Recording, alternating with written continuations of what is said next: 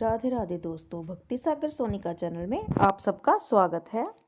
और आज हम आपको सुनाने जा रहे हैं आँख फरकने की कथा। दोस्तों, वैसे तो आजकल लोग कहते हैं कि अंधविश्वास होते हैं, इन चीज़ों को नहीं मानना चाहिए। हम भी इस बात का समर्थन करते हैं, लेकिन फिर भी कुछ चीज़ें, कुछ कथाएं जो पुरातन काल से हमारे साथ जुड़ी हुई हैं और चली आ रही हैं, हम निभाते आ रहे हैं। जिनको अच्छी लगे सुनना, जिनको नहीं अच्छी लगे कोई बात नहीं। तो कहा जाता है कि जब आँख फरकती है तो कुछ बुरा हो जाता है। मोस्टली हम देखते हैं कि लेडीज़ की दाईं आँख और जेंट्स की बाईं आँख अगर फरके तो कुछ ना कुछ बुरा हो जाता है, ऐसा कहा जाता है। और ये भी सुना है कि इसका जो इसका संबंध है वो रामायण काल से भी है। रामायण काल में भी ये चीज़ कही गई कि जिस समय लंका पर चढ़ाई की श्री राम ने, उस समय मंदोदरी का दाहिना अंग फरका था। उसे पता लग गया था कि अब कुछ अनिष्ट होने वाला है। और माता सीता का बायां अंग फरका था, इसीलिए उन्हें भी पता लगा था कि अब कुछ शुभ शुभ होने वाला है। हम रामायण को मानते हैं तो इसलिए इस बात को भी मानते हैं कि आँख फरकने का कुछ ना कुछ शुभ या अशुभ संकेत जरूर मिलता है। तो उस अशुभ संकेत को टालने के लिए ये कथा है, हमने अपने बुजुर्गों से सुनी है, सोचा आपके साथ साझा कर दें। तो आइए कथा शुरू करते हैं।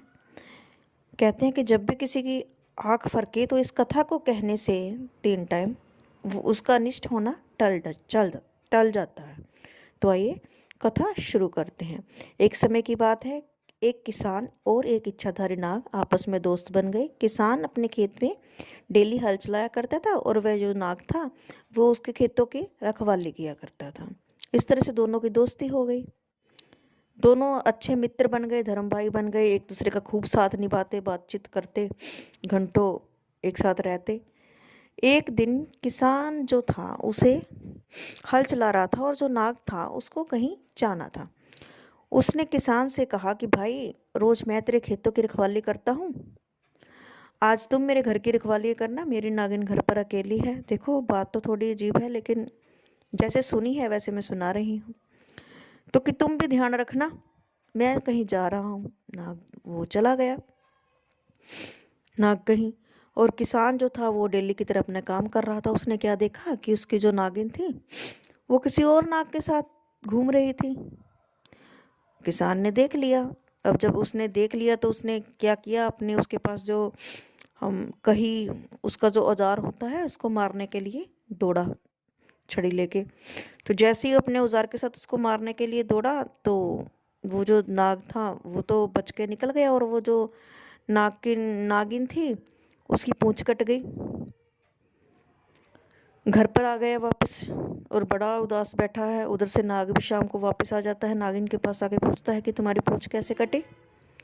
तो नागिन उसको उसके दोस्त का दोष बता देती है कि हाँ हाँ, तुम तो किसान के खेतों की रखवाली करते हो, और देख लो तुम मेरी सुंदरता देखकर, मैं इच्छाधारी नागिन हूँ, मैं अपने इंसानी रूप में बैठी थी, और किसान मुझे देखकर उसकी नीयत खराब हो गई, और अगर मैंने अपनी जान बचाकर भागनी चाहिए तो उसने मेरी पूंछ पे वार कर दिया, इसलिए मेरा ये हाल हो गया। नाग को बड़ा गुस्सा आया कि मैंने तो उसको धर्म भाई बनाया, उसके साथ अपनी दोस्ती निभाई, और उसने मेरे साथ ऐसा किया, ये तो बहुत गलत हो गया।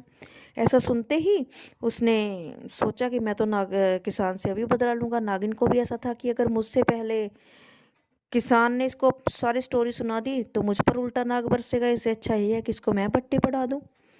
अब नाग देवता पूरे गुस्से में कि आज तो मैं किसान की जान लेकर रहूँगा, किसान को डसूंगा।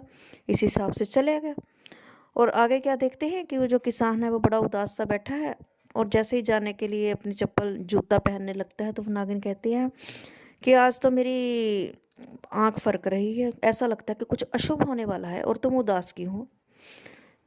तब वो जाट अपनी जाटनी से बताता है, जो किसान होता है वो कहता है, अरे अशुभ क्या होना है। ऐसे ऐसे करके वो नाग आज कहीं गया था, लेकिन उसकी नागिन थी जो वो औरत का रूप धार कर बैठी थी और किसी पराये मर्द के साथ बैठी थी, और मैंने उनको पकड़ लिया। जैसे ही मैंने उसको ऊपर वार करना चाहा तो वो आदमी तो भाग गया, लेकिन वो नागिन के जख्म हो गया, उसके चोट लग गई मेरे से। अब मैं क्या नाग को बताऊं और क्या उनका घर तबाह करूं, यही सोच रहा हूं, इससे बुरा और क्या होगा। जिस समय वो ऐसी बात कर रहा था उसी समय वो नाग जो था उसका दोस्त वो उससे बदला लेने के लिए उसके जूते में छोटा सा रूप धार कर बैठा हुआ था कि ये जूता पहने और मैं इसको डस लूँ, क्योंकि सीधा सीधा डसूंगा तो दोस्त है। इतने में वो जो नाग था वो जूते में से बाहर निकल कर प्रकट हो गया। वो बोला, अरे तू तू मेरे जूते में क्या कर रहा है? कह रहा, भाई मैं तो तुझे डसने के लिए आया था, मुझे तो मेरी नागिन ने कोई और स्टोरी सुना दी थी, लेकिन तुम्हारी ये आँख फरकने की बात पर मुझे सारा सच पता लग गया। अगर तुम आँख फरकने की बात नहीं करते तो शायद मुझे सच पता नहीं चलता और मेरे से बहुत बड़ा अनर्थ हो जाता और तुम्हारी मृत्यु हो जाती। तो भगवान ने मुझे बचा लिया कि तुम्हारी आँख फरक रही थी और तुमने ये सारी कथा अपनी पत्नी से कह दी, वरना मुझे तो सच का पता ही नहीं चलता। इसीलिए मैं तुम्हें आवाज़ के बाद वचन देता हूँ कि जो कोई भी हमारी दोस्ती की ये कथा कहेगा और सुनेगा, उसको इस आँख फरकने के अशुभ जो कार्य है, फल है, वो नहीं मिलेगा, बल्कि वो अशुभ फल शुभ फल में बदल जाएगा। तो दोस्तों, देखा आपने नाग और किसान की ये दोस्ती, और इस दोस्ती की कथा सुना है कि जो भी कहता और सुनता है उसको आँख फरकने का दोष नहीं लगता है। यदि आपको भी कथा अच्छी लगी तो सुनते रहिए और शेयर करिए। जय श्री कृष्ण, जय श्री राधे। कमेंट बॉक्स में ज़रूर लिखिए। धन्यवाद।